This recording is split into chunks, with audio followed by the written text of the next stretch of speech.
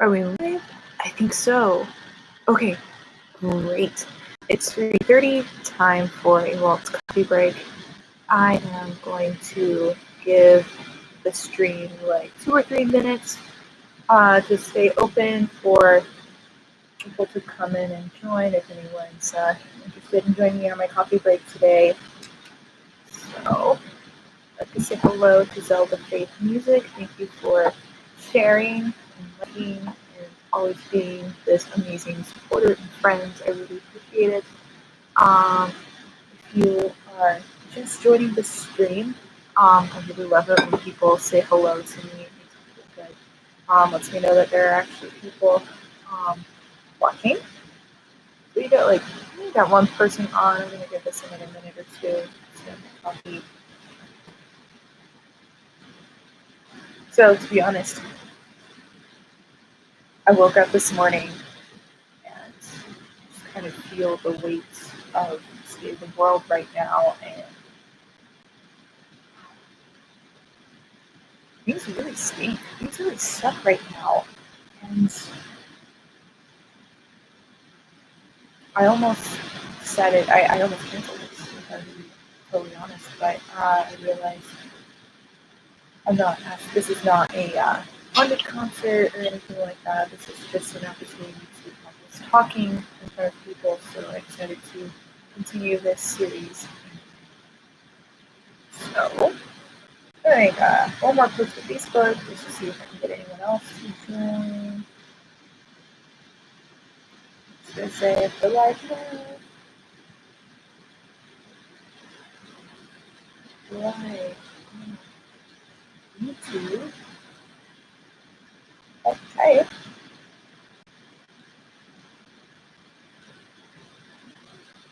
I'm on YouTube now. Yeah.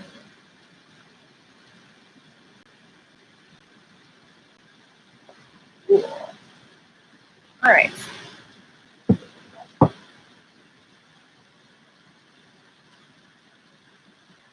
Okay. Well, I got one person watching, so I'm just going to start. Thank you for tuning in today for your Viola Waltz Wednesday coffee break. It's good to be here. So today I'm talking about Festival Waltz. This waltz really feels like an old friend for many reasons. Having come from the contest tradition, this is one that I heard everywhere. I can't remember exactly when I learned it. I know for sure I learned it from Dale Morris. I learned almost every waltz I know from Dale Morris. He gave it to me when I was in high school at some point, and it became my go-to waltz for many Texas fiddle contests. It's a lot of fiddlers' go-to waltzes. I am personally very fond of it because it's very middle register heavy, and it's got a lot of opportunities for double stops, lots of opportunities to go up an octave or drop down the octave. It's just a really versatile piece of music. So there's really not too much to say about the waltz itself, as far as my limited research on this one has gone. But there's a lot to say about the composer. Let's talk about who he was. This was written by a guy named Kenny Baker. He was a fiddler who hails from Kentucky. He was born in 1926 in a town called Burdine, Kentucky. I think I'm pronouncing that correctly. Burdine, Burdine, or Burdine. Maybe Burdine. He was born in Kentucky. He started off as a Western swing player, but he is known to be one of the most influential bluegrass players of the 20th century. He was the longest running musician in Bill Monroe's band. For those of you who don't know who Bill Monroe is, Bill Monroe was one of I believe he's considered to be the father of bluegrass music. He performed with the Grand Ole Opry. He had a band. He called it the Bluegrass Boys, and there you can find really wonderful recordings of these tunes by the bands everywhere. Well, anyway, that was who Kenny Baker was. He was his fiddle player for a very, very long time. And he had a very distinct style that separated him from a lot of fiddle players at the time. He had a longbow style, which referred to the smoothness and clarity of his sound. You'll know you're listening to Kenny Baker on the fiddle when you can hear kind of exactly where he is on his instrument. There's something about the way he puts his fingers down that makes the notes so beautifully clear. They're almost sparkling. So that's Kenny Baker. He was also a composer. Festival Waltz is probably one of his more well-known compositions, although there are others. He wrote another one called Grassy Fiddle Blues. We will be talking more about his compositions later in this series as we get to more of his composed waltzes. So I've talked a lot about Kenny Baker and his sound, and I want to play an excerpt of Kenny Baker playing the waltz we're discussing today. And keep an eye on the Facebook page. I will be posting a link to that recording as soon as I am done here. So, got to double check here. You're just trickling in. Hello. Thank you for joining me on my coffee break. Let's turn my speaker on. So once again, I'm talking about Kenny Baker, who was the longest running band member of the Monroe Bluegrass Boys. But we're totally connected. Okay. This is a recording of Kenny Baker kind of later in life. Come on, YouTube. Work with me. And it didn't save. So I have to research it. There we go. This is a recording of Kenny Baker a little bit later in his life playing Festival Waltz. And you'll hear, even in his old age, he has a very, very smooth, delicious, rich clarity of sounds. There's something about the way he sort of draws the sound out of the string. He almost sounds like a viola player, honestly. I could be a little bit biased towards that sound. So here he is.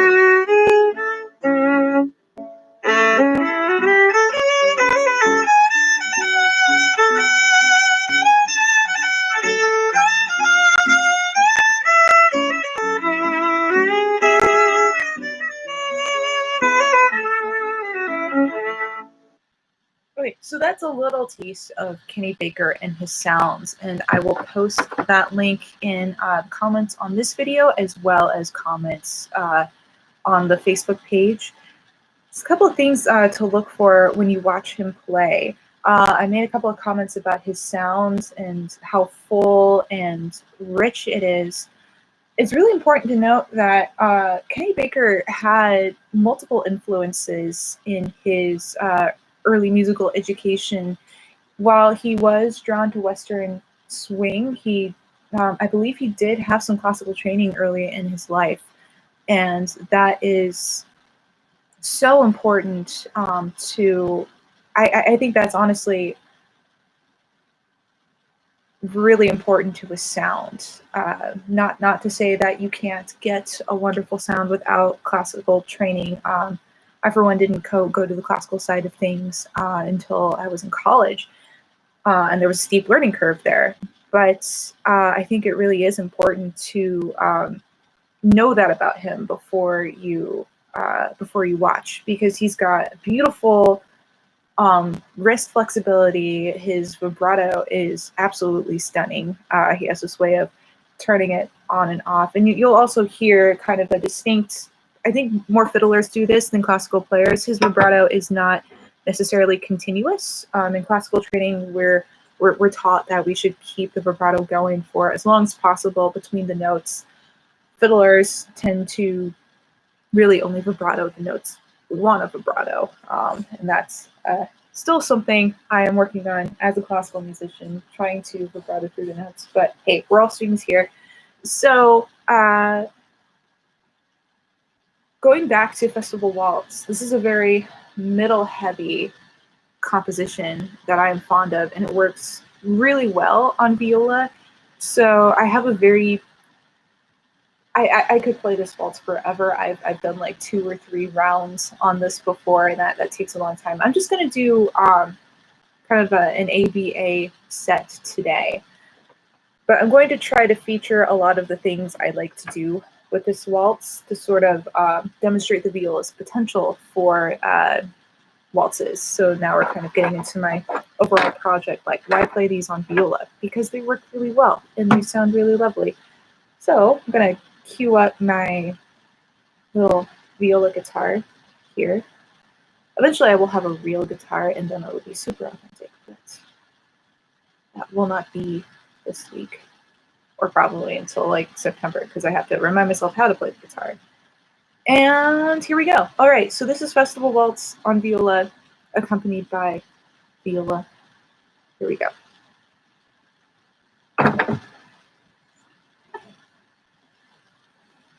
Maybe. Is it going to play? There we go. Okay. 1, 2, 3, 1, 2, 3.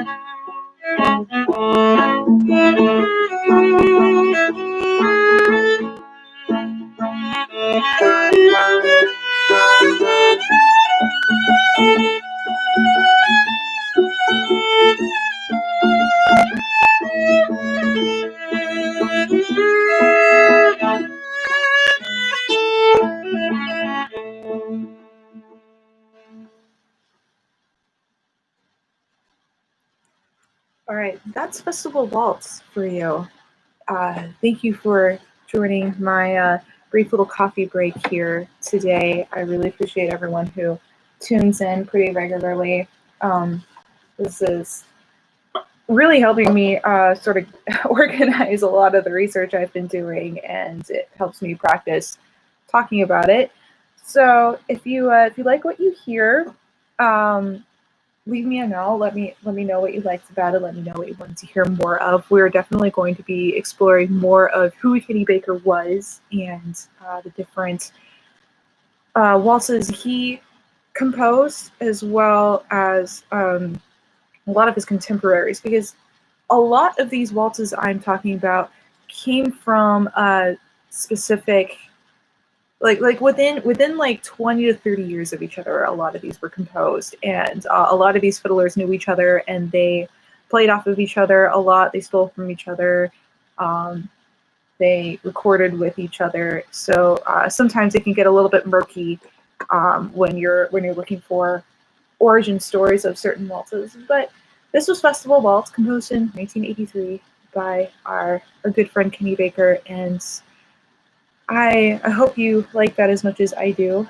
So just a couple of notes. Just a couple of parting thoughts. I do this every week, so thank you for tuning in. I will be recording an MP3 of this later tonight, which I will release on Patreon. And I'll do the same thing that I did last week. I'll make it public for 24 hours for anyone to check out, so you can see the type of work that I'm doing. You can check out my Patreon page. You can check out the different tiers, but it will become available to patrons only by Friday at noon. So if you do decide to subscribe, you can check out the MP3s from previous Waltz coffee breaks, and you can start to check out some of my research. And I even leave it up to you to fact check me a little bit. If there's something you know about a fiddler that I'm talking about that I've missed that you think is relevant, please comment there. It's all appreciated. So yeah, thank you for coming to my coffee break. I hope everyone is hanging in there. I hope everyone's staying healthy and being kind to themselves, and especially being kind to others during this time. We're going through something really traumatic as a country, and I think we're starting to wake up to some of the realities of living on stolen lands built by people who are stolen from their homeland. And I hope that things change for the better. Anyway, that's all I'm going to say about that. I will see you guys on Saturday for my classical session. Thank you. Have a good afternoon.